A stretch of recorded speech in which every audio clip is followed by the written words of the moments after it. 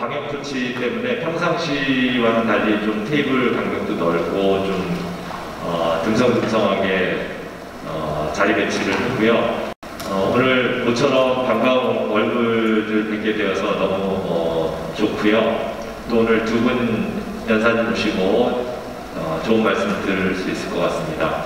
시작에 앞서 강태진 회장님을 모시고 인사 말씀 청해 듣도록 하겠습니다. 큰 박수로 환영해주시면 감사합니다. 저희 오늘의 주제는 역시 이 코로나 이후에 세상이 어떻게 바뀔 것이냐 하는 데 관심이 제일 많으실 것 같은데 지금은 이제 많이 바뀌어서 이제 코로나와 함께 가는 세상이 미래에 어떻게 펼쳐질 것이냐 이렇게 많이 말씀하시는 것 같습니다.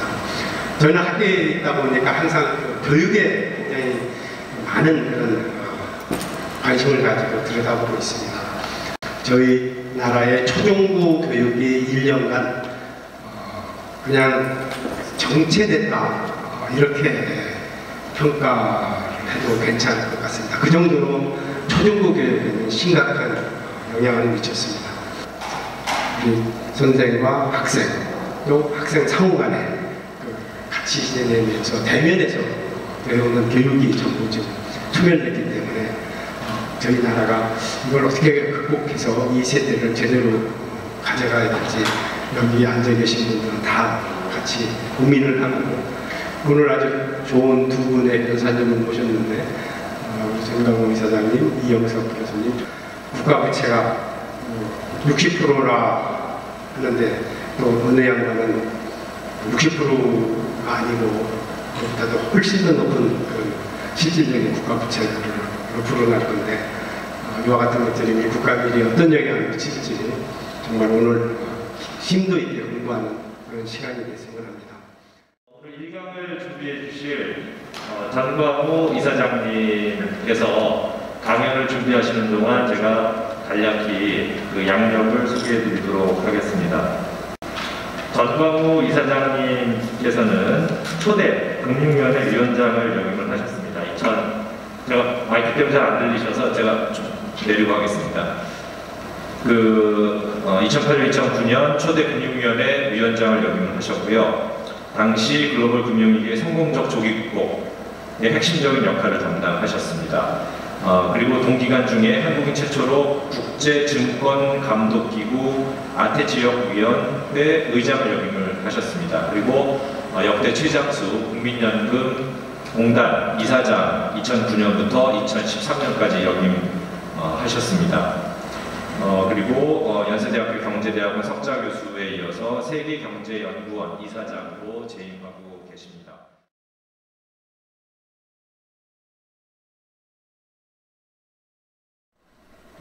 몇 가지 요즘 가장 큰 현안이라고 하면 아마 코로나 사태 이후에 국내외 경제 상황이 되겠고 오늘 말씀드리고자 하는 것은 경제 문제 못지않게 저희 사실 국가의 미래와 여기 미래에 관한 미래 지식사회 포럼에 있어서 우리 미래를 생각한다면 정말 심각한 상황에 접하고 있다. 그것은 그러니까 글로벌 정세, 국제 질서, 글로벌 다이내믹스가 엄청나게 변화하는 시점에 있지 않는가. 그것이 아마 경제 문제보다도 저희에게 더 심각한 문제로 다가오고 있는 시점입니다. 그래서 그런 말씀을 중심으로 우선 첫 번째 드리려고 하는 말씀은 이미 널리 알려진 내용이 되겠습니다만 포스트 코로나 시대의 핵심적인 이슈 하기는 요즘 포스트 코로나는 말고 부적절한 얘기가 많죠. with 코로나라는 얘기를 많이 합니다. 왜냐하면 이것이 지금 당분간 우리와 같이 있는 문제지 코로나 사태가 끝나서 그 이후를 생각한다기보다는 그럼에도 불구하고 하여튼 금년 초 발생한 코로나 사태 이후에 국제적인 경제 그리고 나가서 정치 이슈와 연관이 됩니다만 핵심 트렌드를 나름대로 정리를 해봤습니다. D자로 시작되는 그 말 네 단어로 D자로 시작되는 네 가지 단어로 현재 상황을 요약할 수 있지 않을까 그렇게 생각을 합니다. 우선 많이 들으시는 얘기입니다만 디카플링입니다. 이것은 탈동조화라고 우리가 얘기하는데 흔히 지금 가장 큰 탈동조화 이슈는 미중 간의 탈동조화입니다. 그래서 G2 간의 패권 경쟁이 심하고 이것이 새로운 사실 파이낸셜 타임스 같은 데가 제일 먼저 그 코로나 사태 이후에 신냉전 시대로 도입한다는 얘기를 했습니다만 지금 미중 간의 갈등은 날로 확산이 되고 있는 이런 상황이죠. 그래서 그 외신들은 종종 그런 표현을 씁니다. The Great Decoupling. 그러니까 Great Depression 하는 1930년도 대공황을 얘기할 때 Great라는 표현을 쓰듯이 지금 탈동조화의 아주 대탈동조화, 미국, 중국 간의 갈등이 심화됩니다. 그것이 하나의 이제 큰 현상으로 나타나는 것이죠. 근데 사실은 뭐 디커플링은 코로나 때문에 생긴 것만은 아닙니다. 이 밑에 설명드릴 뭐 디글로벌라이제이션이라든지 디지털라이제이션 이런 문제도 이미 시작되어 왔는데 코로나 사태는 더 심화됐다. 이제 그런 것들이 디스커넥트라고 얘기하는 이것도 뭐 디커플링이라고 얘기할 수 있지만 실물과 금융의 괴리가 코로나 사태 이후에 굉장히 커졌다는 얘기들을 많이 합니다. 그것은 대체로 금융시장, 특히 주식시장의 움직임은 실물 경제를 반영하는 것이 맞는데 때로는 경기 선행지수로서의 주가 역할이 있기 때문에 미리 반영해서 그 시차는 있을 수 있으나 이번 코로나 사태 이후에 금융시장과 실물 경제의 움직임을 보면 전원 그 괴리가 아주 심각할 정도로 커진. 세 번째는 탈세계화 현상입니다. 이것 또한 사실 통계적으로 보면 2008년 글로벌 금융위기 이후에 전 세계 그 무역 성장률이 둔화되기 시작하고 국가 간의 직접 투자, 해외 직접 투자라고 해서 FDI를 표현을 씁니다. 그런 증가 추세가 둔화됐다는 그런 추세하에 있었는데 이 코로나 사태로 특히 글로벌 공급망의 그 재편이랄까 다변화 현상, 탈중국화 이런 문제들이 생기면서 디글로벌라이제이션, 탈중국화 현상이 더 심화되게 됐다. 리쇼어링이라는 표현을 좀 쓰죠. 그 중국으로부터 해외 투자하는 것으로부터 코로나 사태가 되고 나니까 전략적으로 매우 중요한 사람은 국내에 있는 것이 또는 중국보다는 좀 분산되어 있는 것이 리스크 관리 측면에서 도움이 된다는 디지털화라고 하는 것은 이미 잘 아시는 것처럼 4차 산업혁명 이후에 진행이 되어 왔던 것인데 비대면 산업이 확대가 되는 코로나 사태 이후에 디지털라이제이션 또는 디지털라이제이션이 크게 늘어납니다. 이렇게 말씀드릴 수 있겠습니다. 네 가지에서 중국 경제의 부상을 단적으로 볼 수 있는 이 차트가 의미가 있지 않을까. 지금 보시는 것은 2000년부터 2020년까지의 비교입니다. 우리가 잘 아는 바와 같이 미국의 비중은 주로 대체로 줄어드는 추세. 일본이 줄어들고 이제 중국이 올라서게 되죠. 사실 여러분 상상을 못하겠습니다. 모르겠습니다. 2000년도, 20년 전에 중국 경제, 중국 GDP가 전 세계에서 차지하는 비중은 3%였습니다.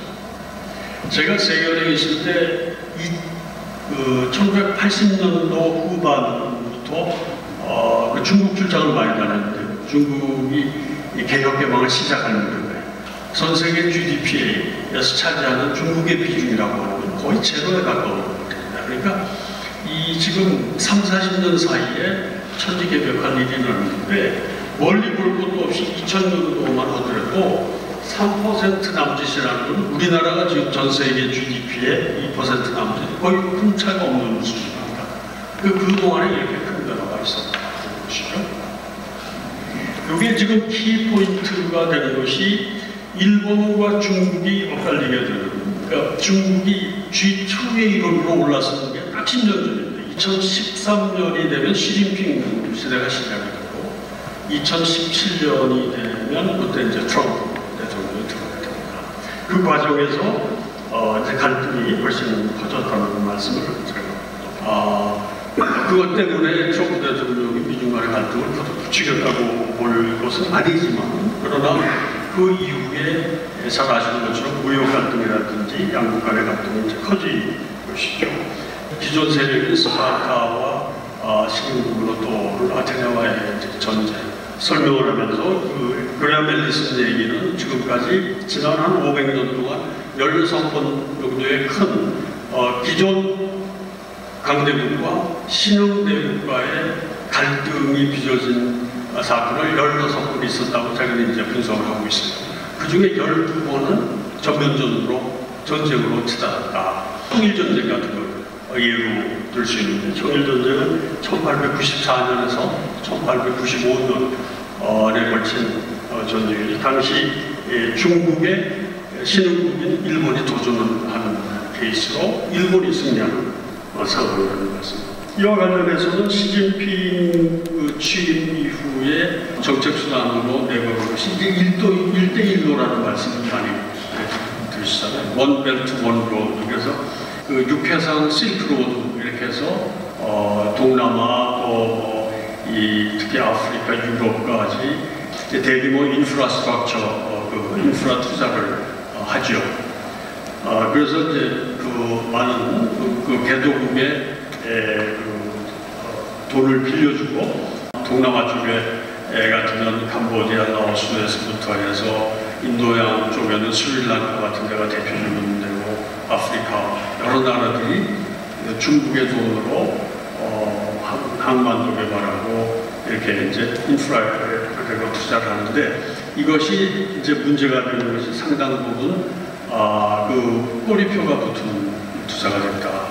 이미 상당수의 1대1로 프로젝트에 지원을 받은 나라들은 지속 가능한 부채 수준을 넘어서서, 어제로 나온 보고서는 스리랑카 같은 경우에는 그 스리랑카의 최대 항만에 대한 그 100년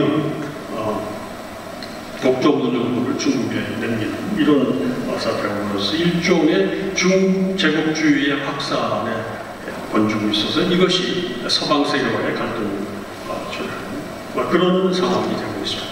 중국과의 이 갈등 관계의 종착역은 대만이 될 거라는 얘기입니다.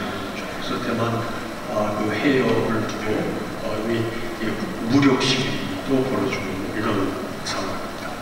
그래서 최근에 보면 저는 시간 날 때 그 유튜브를 통해서 외국 분석하는 이런 프로그램들 많이 보는데, 가장 중국 사태에 대해서 심각하게 커버를 많이 하는 데가 호주 같은 데. 전 세계 14개국 서베이 결과를 보니까 가장 최악으로 중국에 대한 인식이 나빠지고 있다. 그런 얘기. 미국에서 77%가 네거티브, 그리고 호주는 80%가 넘어갔어요. 중국과 시진핑 체제에 대해서 반감을 가지고 있다. 그래서 특히 호주에서 나오는 프로그램들은 굉장히 민감합니다. 향후 안보 체제에 대한 상당한 두려움을 반영하고, 독일 같은 데 유럽에서도 목소리가 커지고 있는데, 다음 그 차트는 아까 말씀드린 실물과 금융시장, 주식시장의 괴리, 사실 국내에도 큰 이슈가 되고 있죠. B2 문제라든지 지금 국내 주식시장이 과열하느냐 이런 문제, 돈이 갈 데가 없어서 그렇다는 얘기를 하는데, 단적으로 보여주는 것이 3월 달에 전 세계 주식시장이 폭락을 하죠. 코스피도 30% 남짓 떨어지고 이렇게 되는데, 그 다음 달, 한 달 후에 얼마나 이게 뛰었는가를 보여주는, 그러니까 역대 아주 기록적으로 높은 그 반등을 했다. 지금까지도 최근까지 통계를 보면은 우리나라 코스닥이 100% 이상 올라가고 전 세계에서 가장 많은 시장이 뽑히죠. 초청을 받아서 그 대담을 했어요. 이제 과거 위기, 금융위기 극복 경험에 비추어 봐서 현재 상황, 코로나 경제 위기를 어떻게 보고 어떻게 될 거 어떠냐고 어떻게 대응해야 되냐 이런 얘기였는데 그날이 주식 굉장히 폭락을 했습니다. 결과적으로 금년 최저점을 찍은 날이 3월 19일이 됐어요. 어떻게 하려고 하니까. 근데 제가 그때 무슨 얘기를 했냐면 과거 이건 저 과학이라기보다는 통계적으로 그냥 그 참고할 상황인데 과거 큰 경제 금융 위기를 겪고 난 다음에 주식시장의 움직임을 짚어보니까 미국의 다우존스 있잖아요. 다우 30% 룰이라는 게 있더라. 그러니까 위기가 발발을 해서 주식시장이 폭락. 그런데 한 30% 남짓 떨어진 다음에는 대체로 반등세로 그러다가 또 떨어지기도 하지만 하여튼 그 시기가 대체로 리바운드하는 시기다. 그런 얘기를 제가 한 거죠. 그건 다른 얘기는 그때 주식 사라는 것보다도 너무 소위 패닉 셀링들을 하니까 시장이 붕괴되는 수준으로 그러니까 너무 그렇게 과민 반응을 하는 게 아니다. 오히려 이런 때가 기회가 될 수 있다.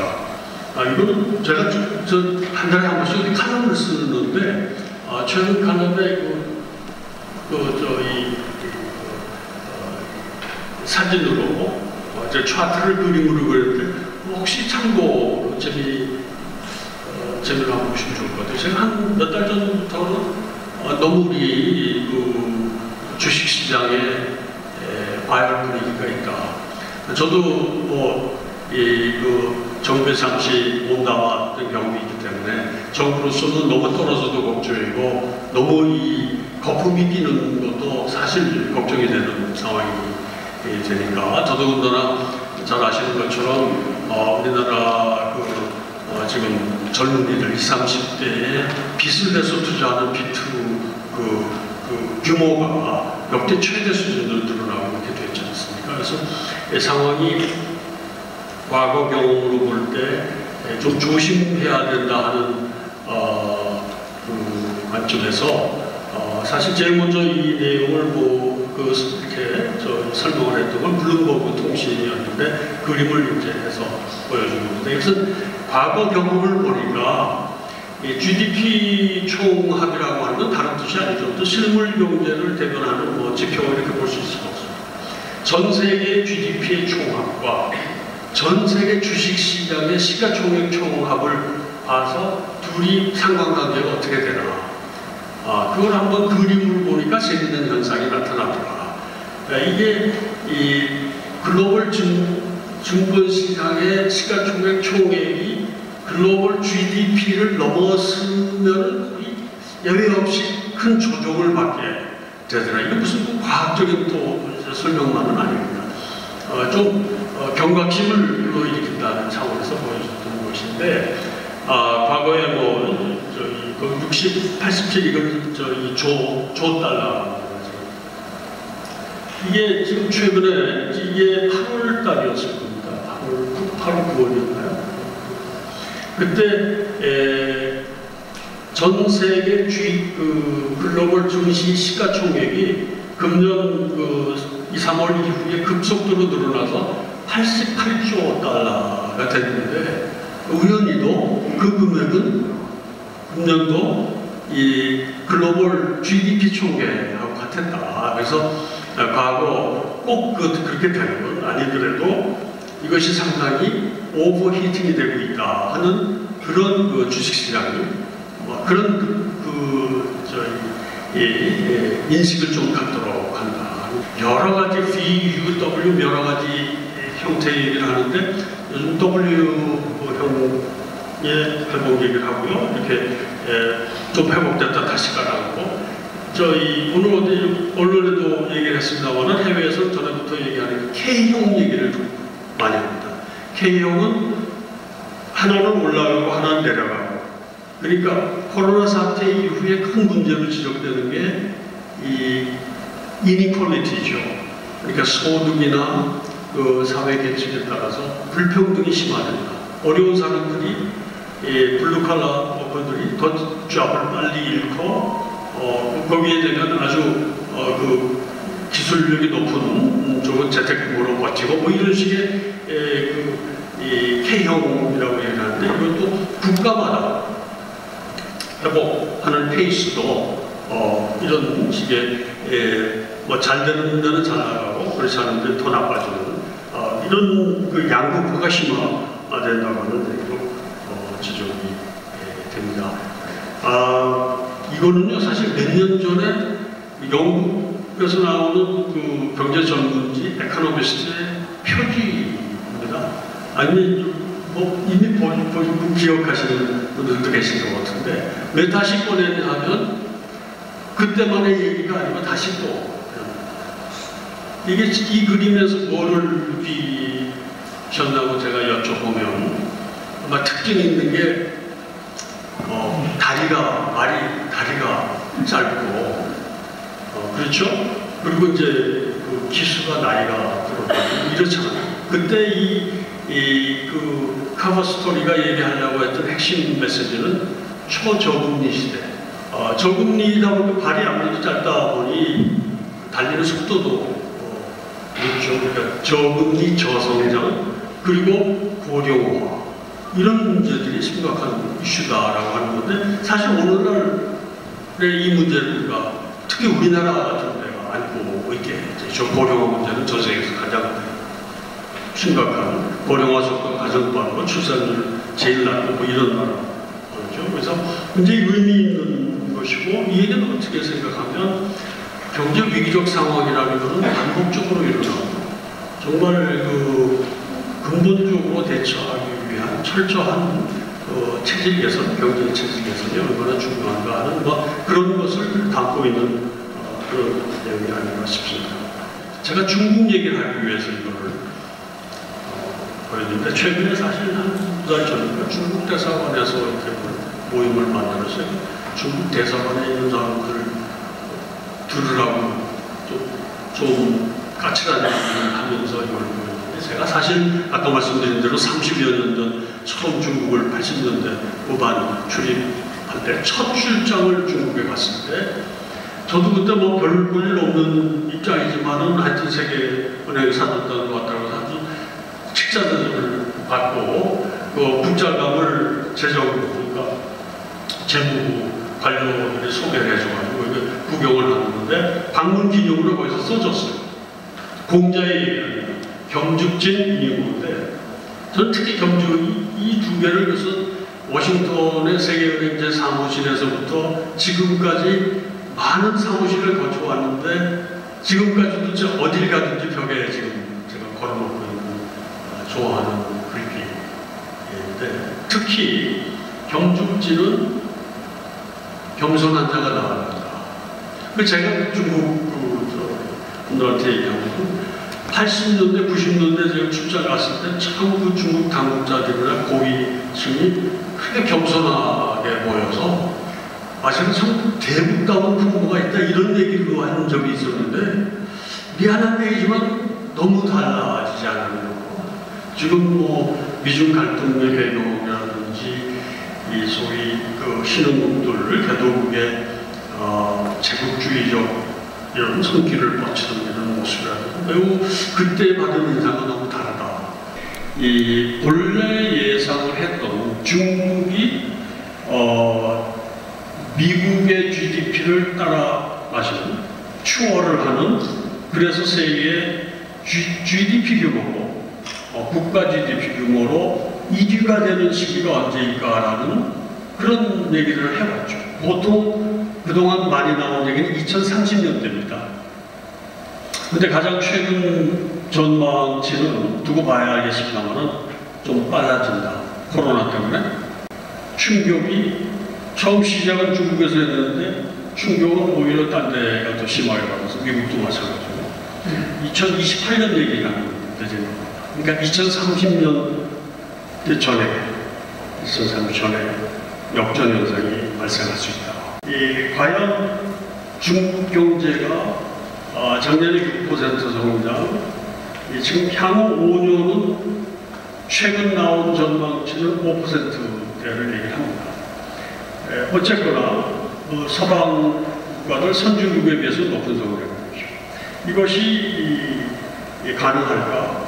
여기에 따라 그 잠재되어 있는 중국 경제의 리스크, 위험률을 어떤 것이 있나? 중국 경제에 대해서 우리가 좀 한번 짚어볼 필요가 있지 않는가? 소위 긍정적 엑스터널리티가 있었다. 외부 긍정적인 효과를 줄 수 있는 나라입니다. 왜냐하면 2008년도만 하더라도 그 이전만 하더라도 중국은 두 자릿수 성장할 때부터 고도 성장을 되죠. 그래서 제가 금년 초에도 이 작년에 노벨상 받은 MIT의 에너지 교수라고 부부간에 좀 듀플로 교수. 그 사람들하고 이 화상으로 이걸 하면서도 그런 얘기가 나오는데 코로나 사태 이후에 이후에 다른 나라들의 그 성장 페이스가 중국도 그렇겠지만은 과거와는 다를 거라고 보는 이유가 과거 위기 때는 그 베너지 교수입니다. 중국의 플러스 팩터였다. 이것이 회복을 促진하는 긍정적인 요소로 작용을 했지만은 지금 다운사이드, 그러니까 지금 약화되는 추세이기 때문에 오히려 도움보다는 자칫 걸림돌이 될 수 있다. 한국은 그걸 경계해야 되지 않냐면 그런 얘기가 있습니다. 그러나 지난 20, 30년 동안의 고도 성장 시기에 되면 지속적으로 낮아지는 것은 사실이죠.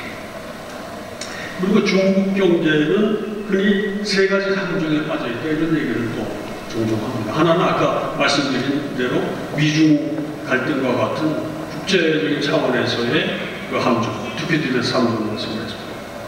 중진국 함정이라는 얘기죠.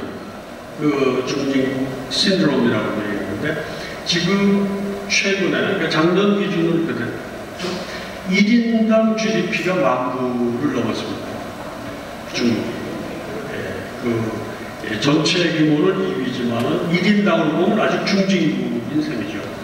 중진국 그 신드롬 중에 하나는 사람들이 먹고 사는 형편이 나아지면 나아질수록 자유에 대한 면허 이런 것들이 커지는 것이죠. 그러니까 다른 나라의 경우를 보더라도 절대적인 빈곤에 있을 때는 먹고 사는 문제를 해결해 주는 게 제일 우선인데 물론 중국도 그 편차가 심하고 불평등 지수는 상당히 높은 나라이긴 하지만 하여튼 평균적으로 보면 망도를 들어서 보고 있습니다. 그러니까 이런 문제가 중국 국내 정치에 상당히 불안 요소가 될 수 있다는 지적들이 나오고 그리고 세 번째가 부채입니다.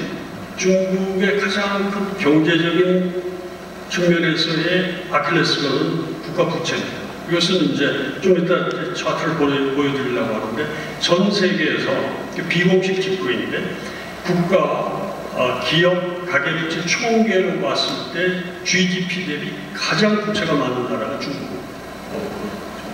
이게 상당히 큰 부담이 되는 것이죠. 그래서 이런 상황을 감안했을 때 또 시진핑 주석이 본인 스스로 그런 작년에 그런 표현을 한 적이 있었죠. 여기 회색 코뿔소라고 표현인데 그레이 와이오라고 이제 몇 년 전 그 다보스 포럼, 이 스위스에서 하는 그 다보스 포럼에서 처음 그런 표현을 써서 유행어가 됐는데 이건 뭐냐면 분명한 위험 요인인데 잘 제대로 인식을 못하고 있는 이런 것을 얘기할 때 회색 코뿔소. 왜 회색 코뿔소냐? 본래 코뿔소는 다 회색이랍니다.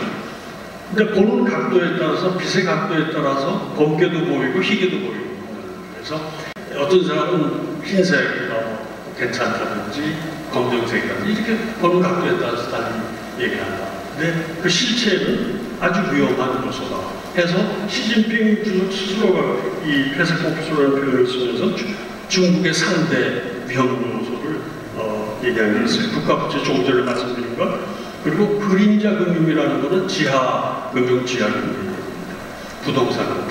이런 것들이 있다. 그러니까 그 시스템 내에, 경제 시스템 내에 그 리스크가 잠재되어 있는 것이 매우 크다화되고 내부에 그 잠재해 있는 리스크 요인은 상당히 만만치 않은 그런 상황이라는 것을 우리가 이해할 필요가 있다. 이게 정부 기업 가계 다 합치면 GDP 대비 380%가 넘는 거의 이제 400%가 넘었다는 거예요. 중국이 전 세계에서 가장 부채가 많은 거예요. 그 다음에 이제 그 수준을 그런 대로 유지를 하고 있죠. 저것도 의미가 있어요. 금년에 중국이 재정 확대라든지 이 금융통화 확대를 통한 경기 진작이 주요국 대비 가장 낮습니다. 여지가 없는 거예요. 그러니까 중국의 문제가 2008년 이후에 경기 진작을 위해서 무지하게 돈을 푼 거죠. 중앙정부뿐만 아니라 지방정부도 많이 필요해서 돈들을 많이 풀어서 부채가 큰 문제이기 때문에 추가적인 재정 확대하는 데 여력이 한계가 있습니다. 그래서 경기 진작을 하는데 미국이나 다른 나라보다 대규모 그 경기 부양책을 못 쓰고 있다 하는 것이 조표에도 나타납니다. 사실 부채가 금년 들어서 약간 늘어난 것이 엄청나게 됩니다. 미국은 뭐 대규모 부양을 통해서 지금 팔아주고 문제는 우리나라가 심각하다.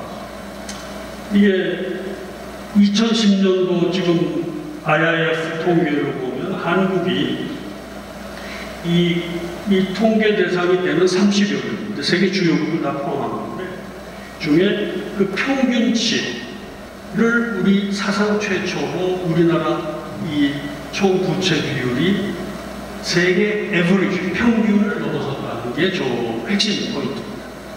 까만 점으로 찍은 것이 세계 평균인데 그걸 넘어섰다. 간단히만 말씀드리면요, 지금 글로벌 패권 경제의 흐름을 보면 잘 아시는 것처럼 처음에 무역 전쟁으로 시작해서 첨단 기술 전쟁, 화웨이라든지 뭐 틱톡이라든지 뭐 이런 식으로 미국이 주요 이 첨단 기술 업체에 대한 제재, 중국에 대한 제재로 이렇게 번지고 또 그것이 금융 전쟁의 형태로 나타납니다. 그것은 뭐냐 하면 그 화폐 전쟁이라고 얘기를 하는데 그것은 기축통화 이슈도 있지만은 지금 일단은 좀 들어가 있으나 홍콩 사태가 났을 때 미국이 카드로 꺼냈다가 나중에 다시 집어넣었습니다만은 뭐가 있었냐면 홍콩 달러를 미국 달러에 연동시키는 걸 막겠다는 얘기가 나온 적이 있어요. 이건 뭐냐면 이 상황이 심각하게 됐을 경우에는 세계의 기축통화되는 달러를 이용한 압박을 가할 수 있다는 그런 얘기가 되겠고 중국 당국으로서 가장 부담스러운 것이 미중 갈등이 이념 갈등으로 가는 것이라는 얘기를 솔직히 얘기해요. 왜냐하면 이렇게 갔을 때는 중국의 우방이 별로 없다는 문제가 되죠. 그것은 뭐 현실로 다가오는 문제입니다. 상당히 뭐 중국 친화적인 포지션을 가지고 있지만 우리 국민들은 또 나름대로 갈리고 있고 그렇잖아요. 국제 무대에서 오늘날 북한이나 러시아도 지금 입장이 많이 달라지고 있습니다. 중국하고 좀 대척점을 이루는 부분도 있고요. 사실 이 국제 무대에서 중국 편을 들어줄 수 있는 나라가 별로 없는 거예요. 중국이 잘 안 합니다. 그러니까 지난달이었나요? 양세스 이 중국 국무위원 외교담당 국무위원이 아시아 두 나라를 다 급히 순방을 하고 있죠. 어딜 다녀왔나요? 싱가포르를 먼저 다녀서 한국을 다녀갑니다. 왜? 싱가포르도 상당히 그 웨지가 되는 입장이에요. 사실은 국제사회에서 볼 때 또 싱가포르 이 당국의 포지션은 중국보다 미국에 훨씬 가깝죠. 그러나 중국을 또 무시할 수도 없는 여러 가지 인구 구성이나 여러 가지로 투자하고 그러니까 거기에 그 쿼드라든지 어떤 EPN이라고 하는 이제 그 에코노믹 프로스페리티 네트워크, 경제 번영 네트워크 이런 미국 주도에 너무 접근하지 말라는 메시지를 틀림없이 줬을 거고 우리한테 들린 것도 그거 때문 아니겠어요. 근데 그런 얘기를 그나마 꺼낼 수 있는 나라가 별로 없는 거예요. 그래서 사실 팩트라고 보시면 됩니다. 이것은 해외 수많은 전문가들이 지적을 하고 있는 부분이고 우리도 그런 상황을 10분 감안하고 적절하게 포지셔닝을 갖춰야 된다. 쉽게 얘기를 하자면 GDP는 우리가 경제의 그 수치를 분석을 할 때 하나는 플로우고 하나는 스탁이죠. 플로우라고 하는 어느 기간에 일어나는 그 양을 얘기하고 스탁이라고 하는 건 축적이 되는 것이죠. 그러니까 우리 수입으로 따지면 월급 받는 거는 플로우 개념이고 재산이라고 하는 것은 자산은 스탁이잖아요. 근데 지금 GDP 얘기를 하는 건 플로우 얘기만 하는 겁니다. 해당 연도에 뭘 얼마를 생산했냐. 그럼 축적된 재산이 얼마냐는 전혀 다른 얘기가 됩니다. 참고로 지금 일본이 10년 전에 중국한테 GDP로 2위 자리를 내주고 한참 지금 3위로 떨어져 있지만은 순대외 자산으로 보면 전 세계에서 가장 순자산 측면에서 대외 자산 측면에서 돈이 많은 부자 나라는 일본이 1등입니다. 거래로 위안화를 쓰는 비중 2%죠. 거의 글로벌 경제의 패권국가라고 그 말씀드리는 이유는 10년 내에 중국이 GDP에서 미국을 따라맞아서 중국이 거대한 중국이 전 세계를 뭐 지배하고 이런 식의 착각은 우리가 하지 않도록 그런 것이죠.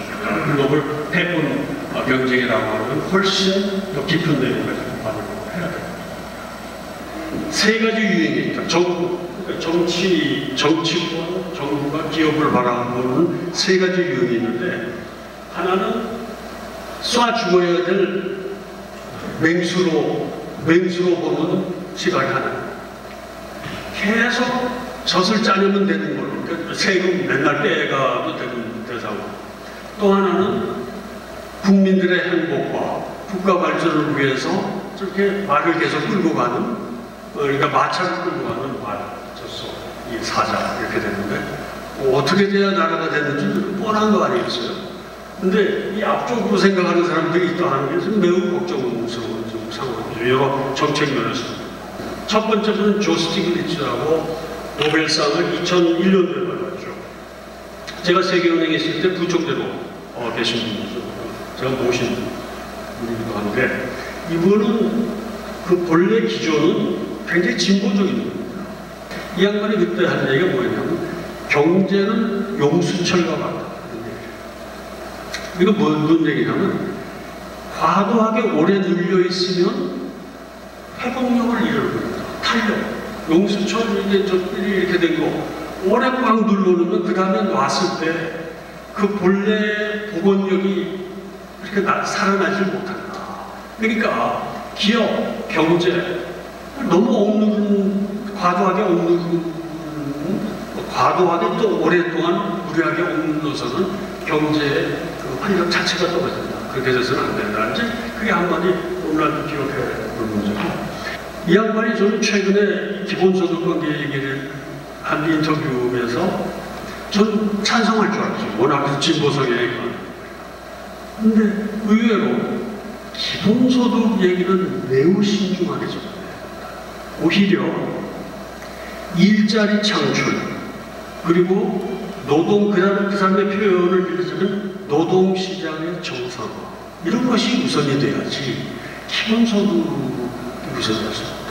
하고 있는 세계경제연구원의 명예이사장이기도 합니다. 작년에 그런 얘기를 했어요. 작년에 저 서울 왔을 때 우리 세계경제연구원 포럼에서 강연을 했을 때 그런 얘기를 했어요. 커브길에서 특히 급커브길 낭떠러지 길에서 백미러 보고 운전하다 보면 큰 사고를 해요. 무슨 그때 얘기의 컨텍스트는 이거였습니다. 지금 그 당시에 코로나 시기하면 작년에 4차 산업 우리 경제 패러다임이 이렇게 갑자기 급히 바뀌는 상황에서 옛날 생각에 사로잡혀가지고 정책을 한다든지 기업 전략을 하는 그러면 어떻게 되겠어요?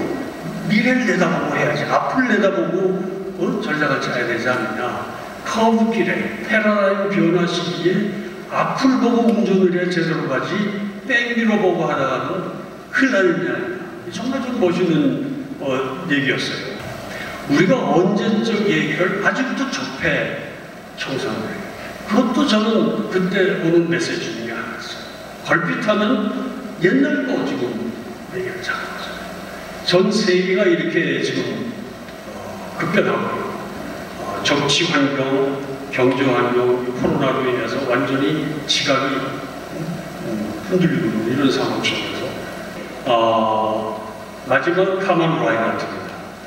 저 친구도 오래됐어요. 저하고 제가 저희 워싱턴에 세계에 있을 때 저기 IMF에도 있었고 오래됐는데 6월달에 큰 컨퍼런스로 화상회의로 할 때도 참여를 해주고 지금 세계은행 수석 부총재고 하버드 대학 교수로 아마 지금 활발하게 움직이는 여성 경제학자 중에 톱이라고 톱7명 사람입니다. 이 사람이 가장 유명해진 그 책 이름이 뭐냐면 이번에는 다르다는 책을 썼어요. This time is different. 그 얘기는 뭐냐면 그 배경은 매번 경제 금융위기가 반복이 되는데 각 나라 사람들은 자기는 다르다 이번에는 다르기 때문에 걱정할 필요 없다라든지 자기네 접근 방법이 같다든지 이런 식으로 합리화하는 경우가 많은데 그 책의 결론은 뭐였냐면 이번에도 다르지 않다는 모든 경제 금융 위기의 주범은 부채다. 그런 얘기를 하는 사람이에요. 근데 이번에 이제 코로나발 경제 위기 관련해서 질문했을 때 두 마디를 했어요. This time is really different. 그 여자 얘기는 이번에는 진짜 다르다.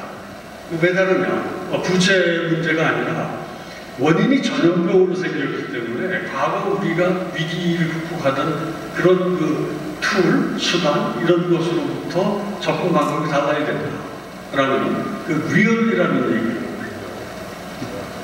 또 하나는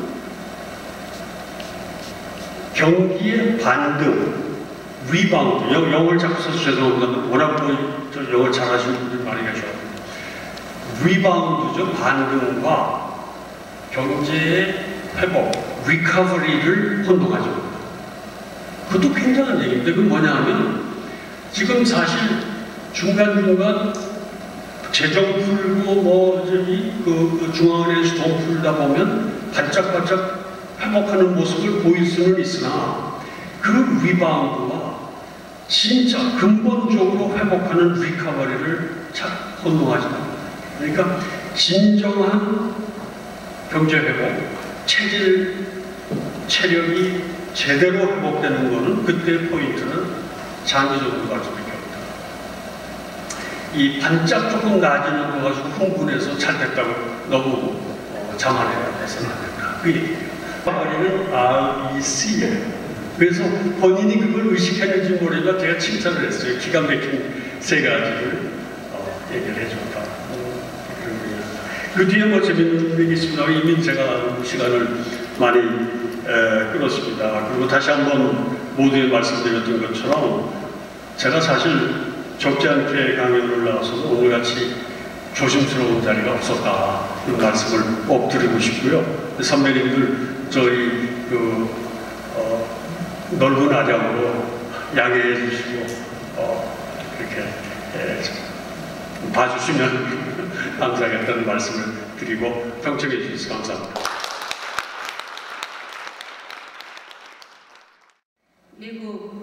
미국에 굉장히 중국의 하웨이부터 시작해가지고 엄청 엄청 제재부터 시작해서 중국을 엄청나게 때리고 있고 그런 상황에서 미국이 지금 하는 얘기는 보면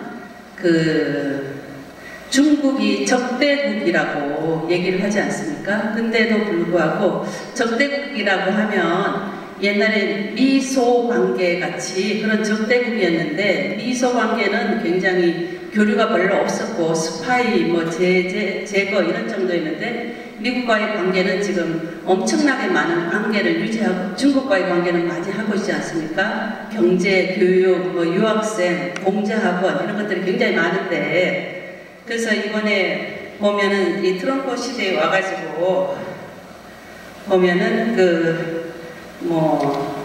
지금 중국이 이제 미국에 그렇게 교류를 통해서 하는 얘기가 스파이를 양성하고 또 그 첨단 기술을 절취하고 뭐 이런 굉장히 나쁜 짓만 지금 몰라서 하기 때문에 그래서 이제 뭐 하웨이 반경 조치하고 유학생을 추방하고 공자학원을 퇴출시키고 공산체제를 바꾸겠다고 이렇게 굉장히 세게 지금 나오고 있는데 그래서 이제 아까 말씀하신 것처럼 그 세계에서 거의 다 동조를 하면서 같이 힘을 합쳐서 하고 있는 이런 상황인데 이래서 이제 중국은 아직까지 좀 조용하게 있는 것 같아요. 그리고 지난번에 허베이성의 베이따이허 거기 비밀회의에서 시진핑이 물러나라 이렇게까지 얘기하잖아요. 어설픈 모범주의로 중국을 지금 망치고 있다. 궁금합니다. 좀 길었습니다. 네. 굉장히 중요한 말씀이고요. 아까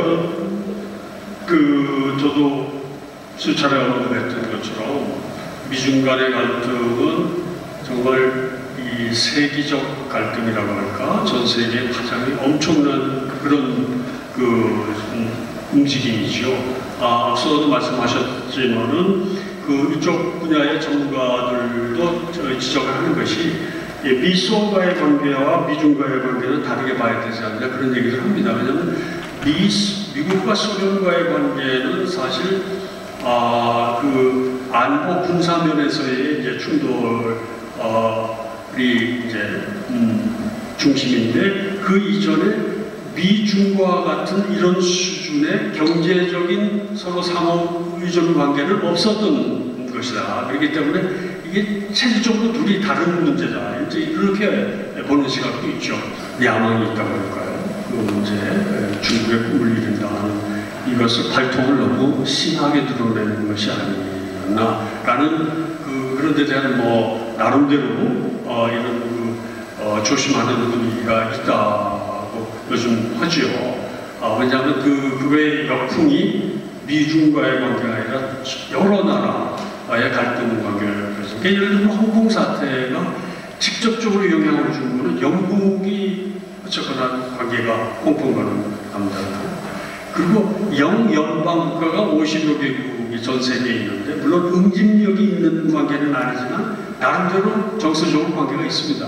그러니까 지금 인도도 영연방 국가고 호주, 캐나다, 뉴질랜드 이 여러 나라들이죠. 갈등 관계, 이런 데도 갈등이 불어나고 있는 거죠. 그러니까 홍콩 사태도 보안법을 무리하게 추진함으로써 그 역풍을 넘어가고 그래서 조금 로키로 가는 얘기들을 저도 듣습니다. 최근에 만났던 중국 대사, 중국 대사, 싱하이밍 대사도 시키지도 않는데 제가 먼저 하는 얘기가 중국은 아직 개도국이라는 얘기를 하는 거예요. 도상국이다. 왜냐? 제가 숫자를 정확히 기억한다면은 14억 인구 중에 6억 명의 중국인들이 월 수입이 150불이니까 한 20만 원, 우리도 이하다. 사실 그거는 통계적으로 나오는데 중국이 사실 빈부차가 더 심한 거죠. 그렇기 때문에 가야지 멀고 그래서 좋은 관계를 유지하고 싶다. 지금 그런 얘기를 좀 하는데 미국의 얘기는 4차 산업혁명이라고 하는 그 역사적 경제 기술 패러다임을 바꾸는 시점에서 분명히 미국의 주도권을 계속하지 않으면 이것이 바뀔 수 있다, 흔들릴 수 있다. 아까 저희 질문 내용에서도 말씀하셨지만은 지적재산권 문제라든지 여러 가지 스파이 이런 탈취의 행태를 통해서 미국이 개발한 이런 기술들을 빼가고 그러잖아요. 그러니까 이 시기가 이런 부분을 더 분명히 해야 적어도 공산 체제 자체가 바뀌지 않고 있는 중국의 패권 의혹을 그 야망을 누구로들 이제 드리려면 이런 것을 분명히 해야 되겠다고 하는 인식이 미국뿐만 아니라 서방 세계도 상당히 확산되고 있는 것 같아요. 그래서 저는 중국 분들한테도 정말 지혜롭게 행동해야 되고 바르게 행동을 해야 된다는 생각 얘기를 드린 것도 있고 하는데, 그것은 뭐냐 하면 너무 무리하게 이렇게 하다 보면 1대1로 프로젝트도 그렇습니다. 상당히 무리한 측면이 많은데, 그래서 우리나라로 보나 세계 평화로 보나 공동 번영으로 보나 미국 양국이 서로 합리적 절충점을 찾는 방향으로 가길 바라죠. 또 그렇게 됐으면 좋겠고, 조 바이든이 대통령이 됐을 때 물론 미국 국민들의 절대 다수가 지금 반중 분위기가 많다고 하지만 트럼프보다는 상대방을 대하는 게 험하게 대하는 스타일은 아니니까 좀 개선될 여지가 생기지 않을까 이런 얘기는 나오고 있는데, 시진핑 주석부터 중국 당국자들도 현재 상황을 잘 인지하고 좀 로우키로 한다고 할까요? 좀 국제적인 스탠다드, 룰 오브 로, 규범을 최대한 존중하는 방향으로의 중국 자세의 변화도 필요하겠죠. 충분한 답이 안 된 것 같은데 그런 정도 말씀드리겠습니다. 네, 감사합니다. 좋은 강연을 해주신 정강 원장님께 다시 한번 감사 말씀드리겠습니다.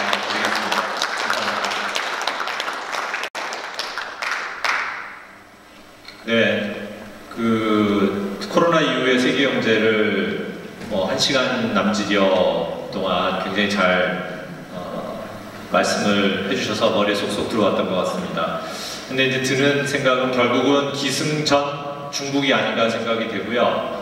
기존에 있었던 이 중국 리스크가 코로나 사태에서 더욱 강화가 되는, 그래서 그런 말씀 안 하셨습니다만 제게는 이제 그렇게 들렸는데, 이제 저희가 저희 앞에 닥친 위기를 일종의 삼각파도라고 볼 수 있을 것 같아요. 삼각파도라는 게 아시다시피 결이 다른, 방향이 다른 두 파도가 겹쳤을 때 생기는 파도라고 하는데, 보통 파도보다 3배, 4배 정도 높이도 높고 에너지도 많다고 합니다. 그만큼 우리가 처한 위기가 상당히 심각한 우려스러운 상황이 아닌가 생각이 드는데, 그 말씀하신 4D가 결국은 저희에게 굉장히 중요한 함의를 갖고 있는 것 같아요.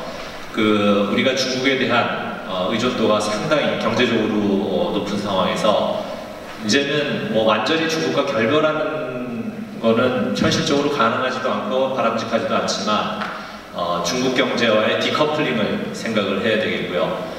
또 중국 경제와의 디스커넥트를 생각을 해야 되겠고, 디글로벌라이제이션은 아닙니다만 저희가 디시니사이제이션, 그러니까 탈중화화를 이제는 심각하게 고려해야 될 때가 아닌가 생각이 됩니다. 앞서 말씀하신 청일전쟁 이후에 우리가 탈중국화, 저희뿐만 아니라 이제 주변부의 아시아의 여러 국가들이 탈중국화 과정을 거쳤는데요. 지난 한 20여 년 동안 저희가 다시 재중국화의 과정 속에 있지 않았는가 생각이 되고, 이제는 다시 한번 탈중국화 또는 중국과의 관계를 재설정하는 그런 기로에 서 있다고 생각이 됩니다. 마지막으로 디지털라이제이션 관련해서 5G 말씀하시고 화웨이도 말씀하셨습니다만, 단순하게 얘기하면 이런 관계라고 어느 분이 그러시더라고요. 앞으로 이제 5G 시대에, AI 시대, 빅데이터 시대에 우리가 아마존이나 아니면 구글의 클라우드 서버를 쓰느냐, 아니면 중국 바이두의 클라우드 서버를 쓰느냐, 그 차이 때문에 지금 중국과 미국이 기술 패권 경쟁을 벌이고 있는 상황이고, 우리도 그 선택을 강요받을 수밖에 없는 그런 상황이라고 합니다. 그래서 이 모든 것을 종합적으로 봤을 때 중국과의 다시 한번 건전한 관계를 맺는 것이 앞으로 우리 이 어려운 시기에 대한민국 경제가 살아남는 방법이 아닐까 생각이 듭니다. 서울대학교 금융경제연구원 원장을 2016년부터 역임을 하고 계시고요. 한국투자공사 운영위원, 그리고 한국 EU학회 회장 등을 역임을 하셨습니다. 지금 뭐 몸은 국제대학원에 담고 계시지만 저희 우리나라 이제 거시경제정책, 특히 금융정책의 또 가장 대표적인 또 학자이십니다. 여러분들 이 교수님을 큰 박수로 환영해 주시면 감사하겠습니다.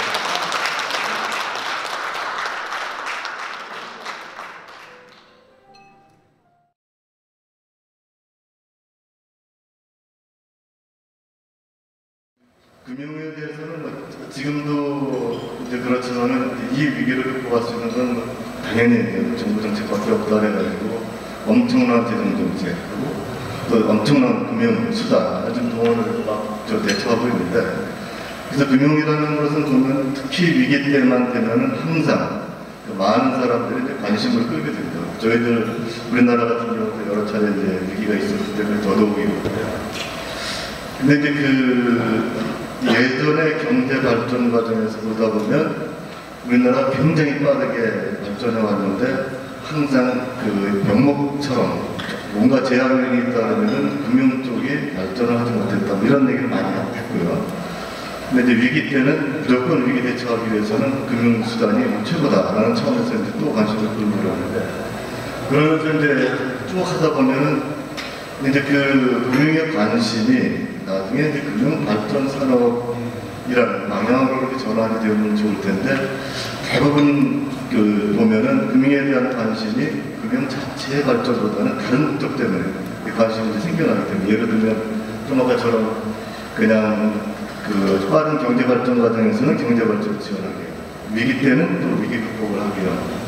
그 다음에 이제 요즘처럼 이제 워낙에 그냥 특히 민주화 이후에 목소리가 커지고 이럴 때 보면은 이제 사회 약자를 보호하기 위한 수단으로 이제 이런 등등의 조금 더 다른 목적으로 금융에 대한 관심이 쭉 진행돼 왔었는데 지난 정부도 그렇고 지금 정부도 보면은 금융산업 자체 발전보다는 지금 코로나 위기 극복이라든지 아니면 사회 약자를 보호하기 위한 수단으로 생각한다든지 이렇게 조금 보면 관심은 굉장히 많이 기울이는데 조금 더 다른 목적을 가지고 지금 그러고 있다는 게 이제 어떻게 보면 금융산업 발전에 대한 아주 그냥 저변에 깔린 하나의 장애인이 될 수가 있다는 거죠. 이런 식으로 관심은 많은데 약간 다른 목적을 가지다 보니까 실질적인 금융산업 발전에 대한 본격적인 노력이 진행되지 못해가지고 지금 저희 현실을 보면 어떻게 보면 제조업이라든지 전반적인 전 세계에서의 저희 경제력에 대해서는 금융 쪽이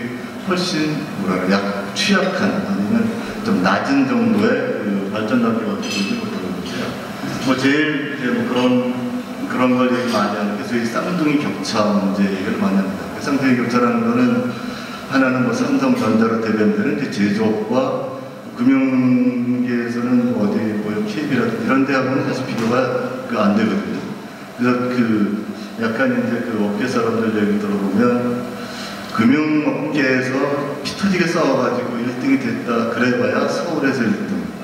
근데 전자업계나 이런 데서 피 터지게 싸워서 1등 한다 그러면 전 세계 1등. 근데 이런 식으로 우리나라 금융과 제조업 간에는 엄청난 격차가 있다라는 거고 동일한 금융 쪽에서만 보더라도 지금 사실은 요 다음 페이지에 보면 테이블이 나오긴 하는데 100대 은행 중에 5개가 들어가 있긴 하지만 실질적으로 리딩 은행이라고 보기에는 너무 힘들다는 거죠. 그래서 어떻게 보면 전 세계 금융업계에서 외국계 금융기관과 국내 기관과는 더 엄청난 차이가 있다라는 게 소위 쌍둥이 격차 이런 문제예요. 그래서 어떻게 아까 이제 여러 가지 관심은 많은데도 발전을 못하고 오히려 지금과 같은 이런 식의 그냥 약간 비난 섞인 그런 지금 인식을 갖게 되었다는 게 지금 저희 금융기준이라고 하는데요. 여기 보면 금융 시스템 발전 지수 이런 거는 142개 국가 중에 18등이면 상당히 높은 것처럼 보일 수도 있는데 저런 것도 이렇게 보면 또 이 카테고리별로 굉장히 많은 차이가 납니다. 근데 하나 재밌는 건 뭐냐면 IMF에서 금융발전 지수를 만들었는데 굉장히 우리나라에 대한 이런 게 굉장히 높습니다. 근데 그거는 이제 들어가는 아이템 그런 차이에 따라 좀 달라지는데, 근데 전체적으로 보면 전 세계 금융시장에서 우리나라 금융기관의 경쟁력은 상당히 떨어진다라는 게 그냥 일반적인 인식이라고 보시면 되겠습니다. 세계 100대 상업은행 중에 우리나라가 몇 개나 가 있냐 그런 건데, 보면은 대충 70위권 이후에 이제 5개 은행들이 있는데, 저는 10년 전에 지금 전에 차이가 없습니다. 예를 들면 저 중에 큰 은행 하나가 50위권 이내로 들어온다든지 이런 거는 거의 그냥 비슷하게 숫자로는 5개는 있지만 이제 그냥 거의 70위권 이후에 있다라는 거고요. 지금 이런 게 좀 현실인데, 금융에 대해서 관심도 많고, 근데 이 전반적인 또 인식은 낮고, 또 동시에 이제 경쟁력도 좀 떨어지는 상황인데, 이거를 이제 그대로 두고 가면은 이게 꼭 금융산업뿐만이 아니라 우리나라 경제, 그리고 전체 사회에 나중에 큰 후유증을 가져올 우려가 있다라는 거예요. 강 교수님이 그냥 굉장히 강조하시는 4차 산업혁명, 이런 데 보면 디지털 경제, 핀테크, 그 다음에 이런 식으로 해가지고 지금 워낙 이제 빠르게 가고 있고, 또 하나는 금융산업 내에서도 특히 지금 코로나19에 보면은 여러 가지 금융 행태, 경제활동 행태 자체가 좀 굉장히 변화하고 있는데, 근데 이런데 저 금융산업이 이제 어떻게 대처해야 되냐, 그냥 머뭇거리고 있다 보면은 말 그대로 무너질 수 있다, 이런 거고, 이게 이제 꼭 코로나 위기 아니더라도 사실은 작년 한 10월 이때 시점에서 보더라도 사실은 굉장히 빠른 변화가 좀 진행되고 있었어요. 점점 더 금융산업 개념이 모호해지고, 그다음에 핀테크라든지 이런 다른 것들이 엄청나게 경쟁적으로 치고 들어오고, 여러 가지 굉장히 큰 변화가 있었는데, 금융산업이라는 거는 과거에 우리가 지금 여태까지 우리가 알고 있던 금융산업이라는 개념은 굉장히 모호해질 수 있다는 거예요. 그래서 조금 그냥 극단화시켜서 말씀드리면, 금융 기능은 강화되지만 현재 우리가 알고 있는 금융산업은 일부에 붕괴될 수도 있다라는 게 어떻게 보면 지금 진행되고 있는 상황이라고 볼 수 있습니다. 그래서 이런 상황에서 한번 지금까지 우리나라 추구해왔던 그런 금융 정책이 어떤 내용으로 담고 어떤 문제를 가지고 있는지, 그리고 여러 가지 지금까지 쭉 말씀드린 것처럼 세상은 변하는데 혹시라도 우리나라 금융산업에서 계속 닥터 상태에 머물러 있는 그런 혹시라도 그냥 실수를 한다면 이게 이제 어떤 파장을 가져올지, 아까 말씀드린 대로 금융산업 자체의 붕괴뿐만 아니라 잘 버텨왔던 경제도 무너질 수 있고, 심지어는 이제 사회 전체에 커다란 위기까지 초래할 수 있다는, 그래서 이제 그런 걸 한번 짚어보고 몇 가지 좀 말씀을 드리고자 합니다.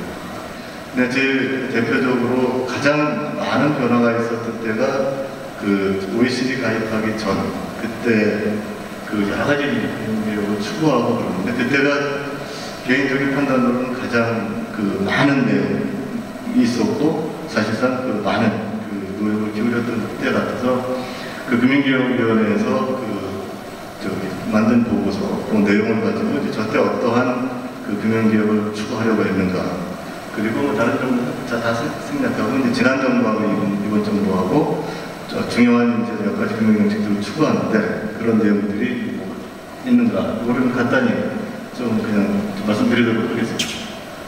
기본적으로 금융개혁에서는 금융산업 경쟁력을 제고한다.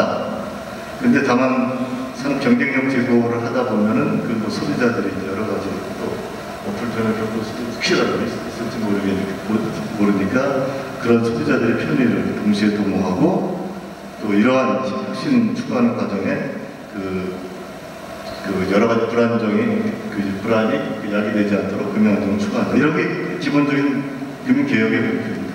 근데 저거는 단어만 바뀌지 계속 반복이 되고, 좀 이따 이제 보여드릴 텐데, 단어만 살짝 바뀌지 계속 그냥 내용을 바꾸고. 근데 금개입 때는 지금 어떻게 보면 이후에 쭉 그냥 여러 가지 나온 금융개혁 이런 거에 비해서는 훨씬 더 전략도 구체적이고, 내용도 좀 더 구체적인 게 좀 많이 있습니다. 그리고 실질적인 성과를 보면 많이 있고, 얼핏 보면 비슷하지만 실제 내용을 보면은 훨씬 더 실질적인 것들이 이제 많이 있다라는 게 제 개인적인 판단이고요.